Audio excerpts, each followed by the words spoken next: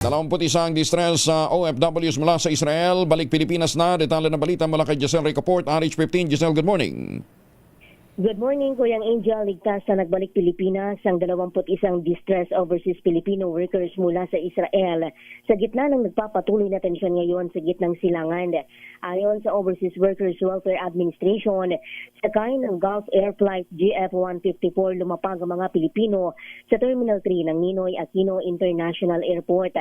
Sa ilalim ito ng repatriation program ng gobyerno sa pagtutulungan ng OWA, Embahada ng Pilipinas, maging ng Department of Migrant Workers. Pagdating nila sa paliparan, sinalubong sila ng mga kinatawan ng DMW at OWA at inabutan ng agarang tulong.